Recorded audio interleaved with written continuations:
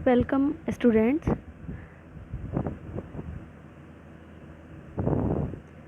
हम लोगों ने फैमिली प्लानिंग टॉपिक के बारे में इससे पहले वीडियो में डिस्कस किया था और हम लोग जो कॉन्ट्रासेप्टिव्स थे मतलब गर्भ निरोधक उपाय थे उनके बारे में हम पढ़ रहे थे। मेथड्स जो थे उनके बारे में हम पढ़ रहे थे, जिसमें से हमने एक डिस्कस कर लिया था।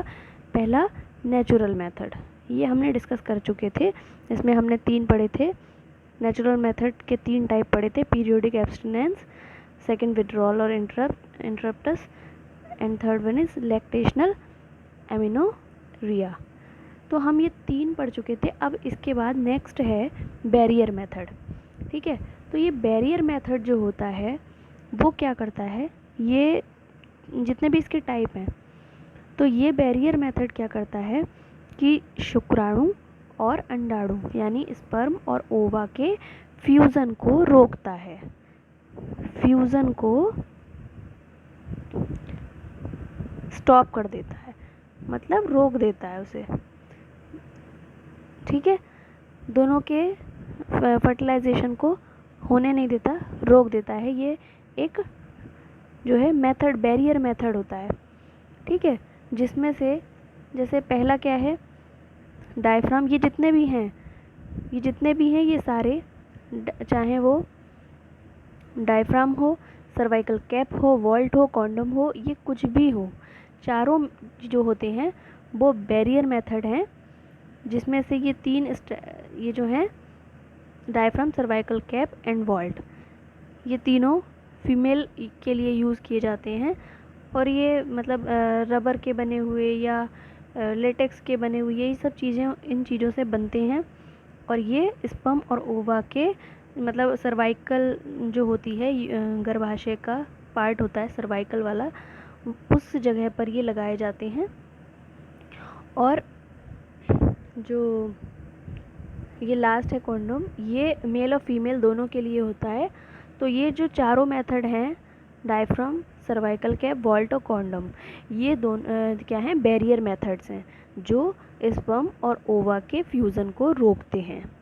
ठीक है, इसके बाद नेक्स्ट है इंट्रा यूटेराइन डिवाइसेस।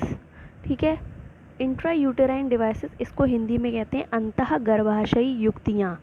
ठीक है, आईयूडी शॉर्ट में कहते हैं। क्या बोलते हैं इन्हें? Intra uterine devices, IUD short में, और हिंदी में बोलते हैं अंतः गर्भाशयी युक्तियाँ, जो कि 3 टाइप की होती है, non medicated IUD, copper IUD, और थर्ड हार्मोन रिलीजिंग आईयूडी। देखिए पहली जो है कौन सी, नॉन मेडिकेटेड आईयूडी।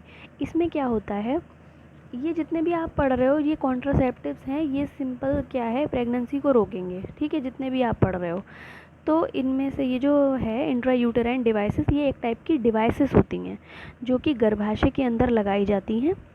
ठीक है, गर्भाशय के अंदर डॉक्टर की हेल्प से, मतलब डॉक्टर लगाते हैं इनको।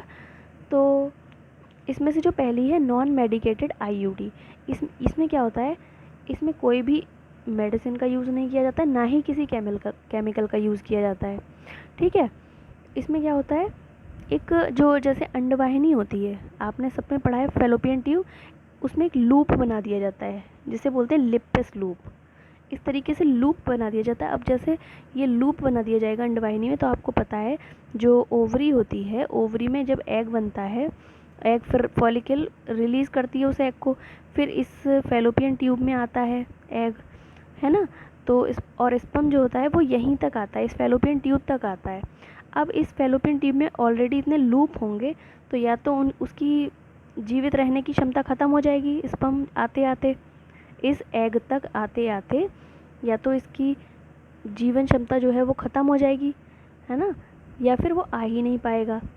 तो क्या होगा कि आपको सबको पता है जो एग होता है वो यहाँ पर फैलोपियन ट्यूब के अंदर ही फर्टिलाइज़ होता है और फिर गर्भाशय के अंदर जाता है ना। फिर यहाँ से होता हुआ गर्भाशय के अंदर जब वो जाइगोट बन जाता है, फर्टिलाइज़ होके एग और स्पर्म दोनों मिल जाते हैं, तो फिर उसके बाद वो गर्भाशय में जाता है और गर्भाशय की भित्ति में जाके इम्प्लांट हो जाता है, मतलब रोपित हो जाता है। ठीक है, तो जब इतने लूप बने होंगे अंडवाहिनी के अंदर, तो जो स्पर्म होगा वो यहाँ तक आ ही नहीं पाएगा, तो इससे क्या हो जाएगा, प्रेगनेंसी नहीं हो सकती। ठीक है, तो ये इस तरीके का एक लूप बनाया जाता है। इसमें किसी भी औषधि का यूज़ नहीं किया जाता है, किसी भी केमिकल का यूज़ नहीं किया जाता है। तो इस तरह से जो है नॉन मेडिकेटेड आईयूडी इसको बोलते हैं। जो सेकंड है कॉपर रिलेटेड आईयूडी। ठीक है, कॉपर रिलेटेड आईयूडी में क्या होता है, जो कॉपर टी नाम सुना होगा बहुत लोगों ने, कॉपर टी ये एक तरह की कॉपर की बनी हुई एक डिवाइस होती है। इसको जो इसमें से क्या होते हैं, कॉपर आयंस निकलते रहते हैं।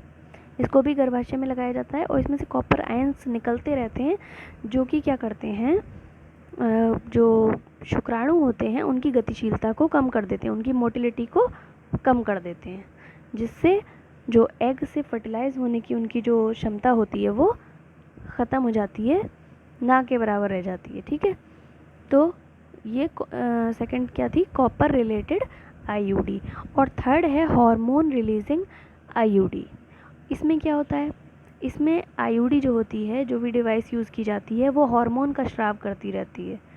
ठीक है, जिससे जो मतलब जो हार्मोन रिलीज़ होता है वो क्या करता है, ओव्यूलेशन को रोकता है, और अगर ओव्यूलेशन हो भी जाता है तो वो जो जाइगोट बनता है उसको गर्भाशय की भित्ति में इम्प्लांट होने से रोक लेता है। ठीक है, तो या तो वो ओव्यूलेशन ही नहीं होने देगा, और ओव्यूलेशन हो गया तो वो जो जाइगोट बना उसको इम्प्लांट होने से रोक लेगा। तो ये था आपका third method, hormone releasing IUD. ठीक है, अब नेक्स्ट देखते हैं कॉन्ट्रासेप्टिव पिल्स। ये भी नाम सुना हुआ है कि कॉन्ट्रासेप्टिव पिल्स क्या है, ये एक टाइप की टैबलेट्स होती हैं, जैसे मालाडी हो गई या सहेली हो गई, इस टाइप की जो टैबलेट्स कुछ आती हैं टैबलेट्स, इनको यूज़ करने से क्या होता है, प्रेगनेंसी नहीं होती है। ठीक है, ये हार्मोन के ही कॉम्पोजिशन से बनती हैं। तो ये जो टैबलेट्स होती हैं, इनको किसी टैबलेट को पूरे 21 डेज़ लेना होता है, या किसी टैबलेट को जो होता है वो वीक में एक बार ऐसे ली जाती है। ठीक है, तो ये कुछ कॉन्ट्रासेप्टिव्स हैं जो प्रेगनेंसी को रोकती हैं। अगला मेथड है सर्जिकल मेथड और स्टेरिलाइजेशन। सर्जिकल मेथड्स और स्टेरिलाइजेशन इसे बोलते हैं। ये दो टाइप का होता है, कौन कौन सा, देखिए कौन कौन सा, वैसेक्टोमी और ट्यूबेक्टोमी।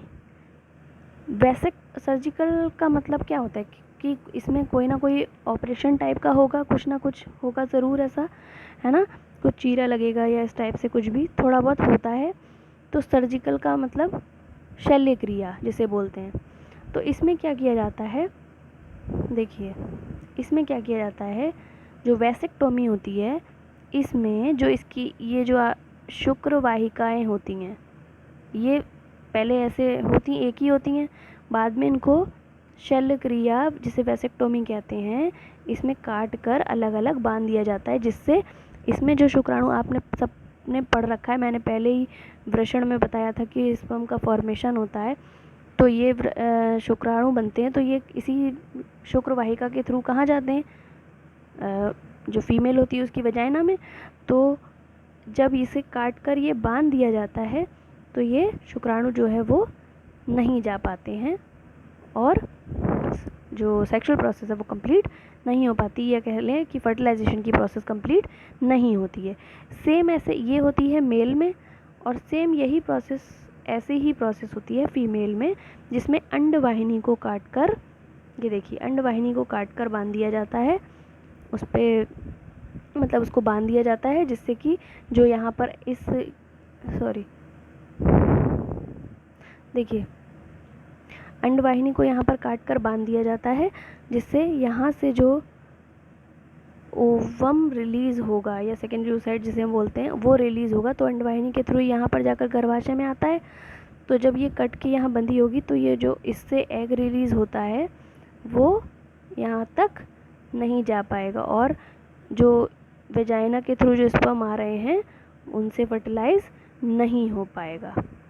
ठीक है, समझ में आ गई। तो ये दो जो मेल में प्रोसेस होती है, मेल में शुक्रवाहिका को काट कर बांध देने की जो प्रोसेस होती है उसको बोलते हैं वैसेक्टोमी या शुक्रवाहिका उच्छेदन हिंदी में, और जो फीमेल में ये प्रोसेस होती है उसको बोलते हैं ट्यूबेक्टोमी या फिर नलिका उच्छेदन। तो ये दो मेथड थे सर्जिकल मेथड्स में या स्टेरिलाइजेशन में, ये दो टाइप के मेथड थे, वैसेक्टोमी और ट्यूबेक्टोमी। तो इसके संगी आपका, इसके साथ आपका ये वाला जो कॉन्ट्रासेप्टिव वाला टॉपिक है ये कंप्लीट हो जाता है। इसके आगे एक टॉपिक और है बंध्यता जिसे बोलते हैं, और इंग्लिश में इनफर्टिलिटी, वो हम नेक्स्ट वीडियो में डिस्कस करेंगे। Thank you so much.